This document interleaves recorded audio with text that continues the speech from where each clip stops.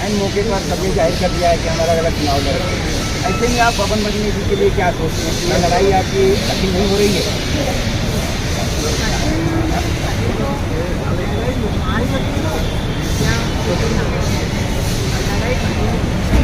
लेकिन क्या है कि हम हमारे अध्यक्ष ने इतना काम की वजह से हम लोग विभाग में जाकर हम लोग और मुझे लगता है कि काम के ऊपर सब लोग जानते नहीं। हाँ बोल आपकी पहली कोशिश है। यादव जी क्या कहना चाहेंगे? पवन मजनी जी के लिए आपकी क्या भावना है? और लड़ाई काफ़ी जोरदार होने वाली है। आपके सामने अपोजिट में काफ़ी जोरदार प्रत्याशी अपनी पार्टी ने लाया है, तो ऐसे में आप क्या कहना चाहेंगे?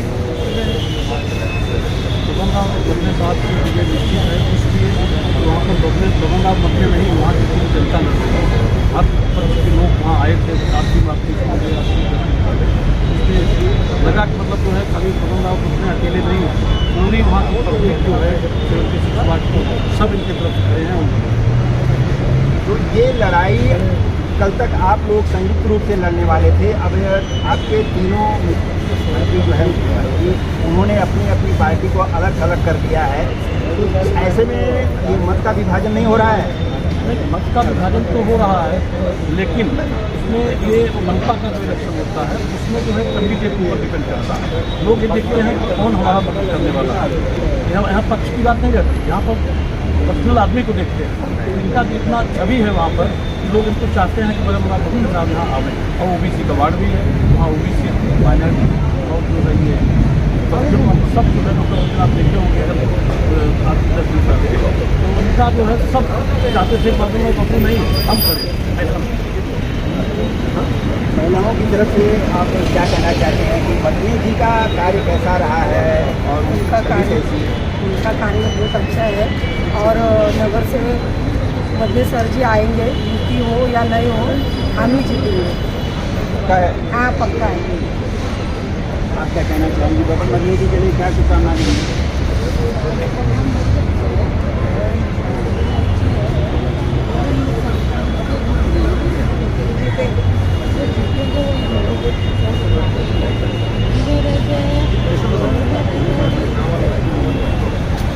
उनके काम की छवि कैसी है? आप लोग उनके साथ में वर्षों से जुड़े हैं, तो किस तरह से सोचें? सामाजिक छवि के बारे में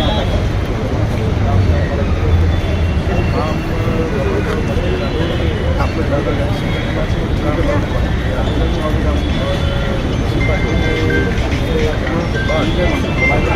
प्रस्ताव कैसे रखना है, कैसे प्रस्ताव रखना है, प्रस्ताव आया जानकारी और एक अनुभवी हमारे पार्टी के अंदर इस परिसर के जितने भी कार्यकर्ता लोग हैं हर एक राजकीय पार्टी और सबसे ज़्यादा सीनियर वरिष्ठ कार्यकर्ता अगर होगा, नेता अगर होगा तो वो पवनराव भगवत।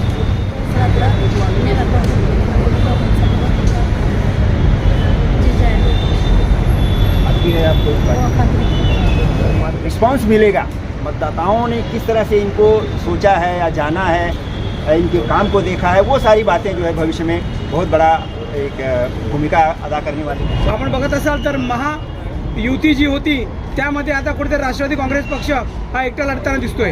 हे पहा, मुंबईमध्ये राष्ट्रवादी काँग्रेस पक्ष हा वेगळे लढत आहेत हे निश्चित आहे। आज राष्ट्रवादी काँग्रेस पक्ष काही ठिकाणी महायुतीमध्ये लढत आहे, काही ठिकाणी महायुतीमध्ये न लढता वेगळे लढत आहे। राष्ट्रवादी काँग्रेस पक्षाचे राष्ट्रीय अध्यक्ष, राज्याचे लोकप्रिय उपमुख्यमंत्री अजितदादा पवार साहेब, राष्ट्रवादी काँग्रेस पक्षाचे प्रांत अध्यक्ष खासदार सन्मान्य तटकरे साहेब, राष्ट्रवादी काँग्रेस पक्षाचे ज्येष्ठ आणि वरिष्ठ नेते छगनरावजी भुजबळ साहेब, कृषी मंत्री दत्तामामा भरणे साहेब, मुंबईचे कार्याध्यक्ष शिवाजीराव नलावडे साहेब, मुंबईचे कार्याध्यक्ष सिद्धार्थ कांबळेजी यांच्या नेतृत्वामध्ये राष्ट्रवादी काँग्रेस पक्ष मुंबईमध्ये पूर्ण ताकदीनिशी स्वबळावर या ठिकाणी निवडणूक लढवत आहे। आणि राष्ट्रवादी काँग्रेस पक्ष अंधेरी विधानसभा मतदारसंघामध्ये जो 76 वार्ड हा ओबीसी नागरिकांचा प्रवर्ग म्हणून मागास वर्गासाठी राखीव झालेला आहे आणि या नागरिकांचा मागास प्रवर्गामध्ये मी राष्ट्रवादी काँग्रेस पक्षाचा ओबीसीचा मुंबई अध्यक्ष म्हणून आज ज्या पद्धतीने 25 ते 30 वर्षाची सामाजिक आणि राजकीय कारकीर्द पाहून माझे नेते आदरणीय अजितदादा पवार साहेब, माझे नेते प्रांताध्यक्ष खासदार तटकरे साहेब आणि आमचे मुंबईचे कार्याध्यक्ष शिवाजीराव नलावडे साहेब, सिद्धार्थ कांबळे साहेब, नवाब मलिक साहेब या सर्वांच्या नेतृत्वामध्ये आणि त्यांच्या आशीर्वादाने त्यांनी माझी उमेदवारी जाहीर केलेली आहे आणि आत्ताच या सर्व कार्यकर्त्यांच्या साक्षीने सांगतो आज उमेदवारी अर्ज दाखल केलेला आहे आणि 76 मधून राष्ट्रवादी काँग्रेस पक्ष आज एक बहुजनांचा चेहरा सर्वांना सोबत घेऊन आम्ही त्या पूर्ण ताकदीविषयी 76 वार्डमधून आपल्याला निश्चितपणे मुंबई महानगरपालिकेमध्ये पहिला रिझल्ट हा राष्ट्रवादी काँग्रेस पक्षाचा घड्याळ चिन्हावर लागलेला दिसेल. एक प्रश्न अजून तुमच्याकडे नक्कीच घेईन की ज्या पद्धतीने आपण एवढा विश्वासाने तुमचा विजय या ठिकाणी घोषित करताय, पण त्या ठिकाणी जर युती ही जी अभेद्य असती आणि त्यामध्ये जर एकत्र असते तर अजून बळ मोठं वाढलेलं असतं असं वाटतं. याबद्दल तुमच्या मनात काय भावना आहेत? ते पहा, ही सर्वसामान्य कार्यकर्त्यांची निवडणूक आहे आणि सर्वांनाच या ठिकाणी अपेक्षा असते की आम्हाला उमेदवारी मिळावी, आम्हाला लढायला मिळावं आणि आमचे तिन्ही नेते राष्ट्रवादी काँग्रेस पक्षाचे आमचे राज्याचे लोकप्रिय उपमुख्यमंत्री अजितदादा पवार साहेब असतील, राज्याचे मुख्यमंत्री देवेंद्रजी फडणवीस असतील, राज्याचे उपमुख्यमंत्री एकनाथजी शिंदे साहेब आहेत. शेवटी ही महायुती आहे, पण आज स्थानिक स्वराज्य संस्थेच्या निवडणुकांमध्ये आज कार्यकर्त्यांसाठी आज हे तिन्ही नेते आता कार्यकर्त्यांच्या भावना, त्या ठिकाणचे प्रश्न, त्या ठिकाणच्या सर्व काही समस्या अडीअडचणी हे सर्व पाहून ज्या ठिकाणी युती शक्य आहे त्या ठिकाणी युती झालेली आहे, ज्या ठिकाणी युती शक्य नाही आहे त्या ठिकाणी तिन्ही आम्ही लढत आहोत. त्यामुळे असं काही नाही आहे आणि जनतेला निश्चित माहिती आहे की आपण काय करायचं आहे ते आणि तो तुम्हाला निश्चितपणे 16 तारखेला रिझल्टमध्ये दिसून येईल. धन्यवाद. तो देखिए पवन बदने जी ने अभी अपना नामांकन दाखिल करके जो है यहाँ पर आए हैं और जनता के सामने अपना मत व्यक्त किया है. मदने साहेब आगे बढ़ो, हम तुम्हारे साथ हैं। पवन राव मदने साहेब आगे बढ़ो, हम तुम्हारे साथ हैं। पवन राव मदने साहेब आगे बढ़ो. हम तुम्हारे साथ हैं।